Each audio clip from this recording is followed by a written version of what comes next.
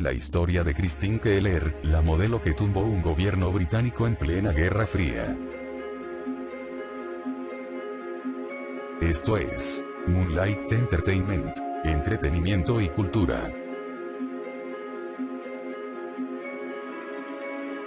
Christine Keller, la modelo envuelta en uno de los mayores escándalos políticos en Reino Unido, ocurrido en la década de los 60, murió a los 75 años este lunes. Siempre fue una luchadora, pero tristemente perdió la batalla final contra una terrible enfermedad en el pulmón, dijo su hijo, Seymour Platt. En 1963, las revelaciones sobre su relación con el ministro de Guerra británico de ese momento, John Profumo, llevaron a Keller a las portadas de los diarios, pero su hijo dijo que esa fama tuvo un muy alto precio personal. El escándalo, conocido como Caso Profumo, y que incluyó acusaciones de espionaje y prostitución, provocó la caída del gobierno conservador de Harold Macmillan. Juventud difícil.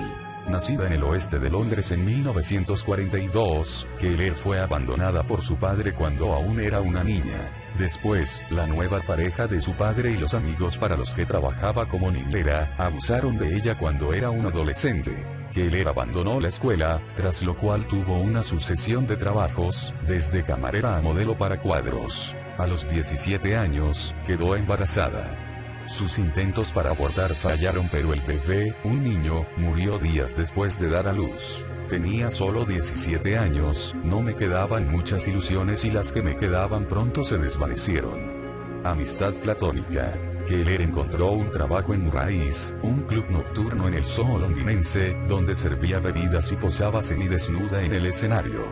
Por cuenta propia, tuvo relaciones sexuales con los clientes del club, aunque estas estaban prohibidas. Fue en el Murray's donde Keller conoció a Stephen Ward, un osteópata entre cuyos clientes se contaban varias personas ricas e influyentes. Ward llevaba a Keller a fiestas, donde le presentaba a sus influyentes amigos. En una de esas fiestas, el 8 de julio de 1961, Keller llamó la atención del entonces ministro de Guerra, John Profumo, cuando nadaba en una piscina. Profumo, que estaba casado con la actriz Valerie Hobson, era considerado una de las estrellas en ascenso del gobierno conservador.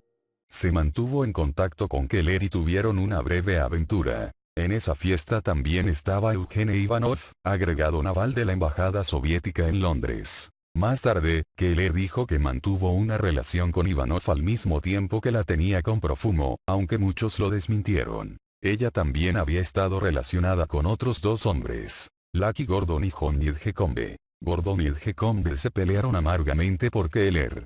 En una disputa, Edgecombe realizó disparos en un apartamento donde Keller estaba escondida. La posterior investigación policial llevó a la prensa a interesarse por el caso y los reporteros pronto supieron de la relación entre Keller y Profumo. La renuncia. Las sospechas de que Keller había obtenido secretos de Profumo y se los había pasado a Ivanov, llevó a los laboristas a considerar todo el asunto como una cuestión de seguridad nacional. En 1963, Profumo fue obligado a comparecer en la Cámara de los Comunes, donde negó haber mantenido relaciones sexuales con Keller. La señorita Keller y yo éramos amigos, dijo Profumo. No había nada inadecuado en mi relación con la señorita Keller. El 5 de junio, Profumo renunció como ministro de Guerra, teniendo que admitir que había mentido a la Cámara de los Comunes sobre su relación con Keller. Los laboristas ganaron las elecciones de 1964, usando el caso Profumo para acusar a los conservadores de no ser aptos para gobernar. Perjurio. Mientras se seguía el proceso contra Profumo, Keller había testificado en un juicio contra Lucky Gordon, a quien acusó de atacarla.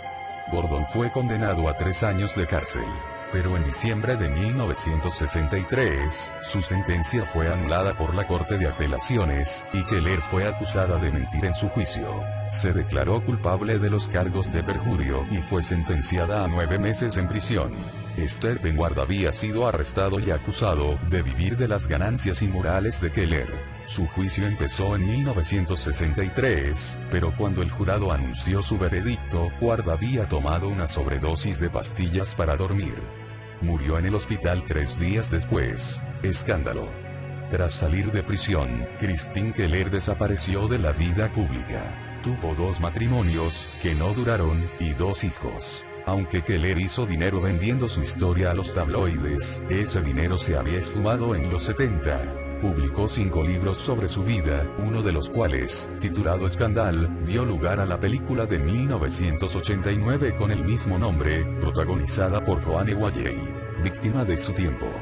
Cuando era joven, Christine Keller estaba desesperada por huir de un hogar infeliz y hacer algo por sí misma.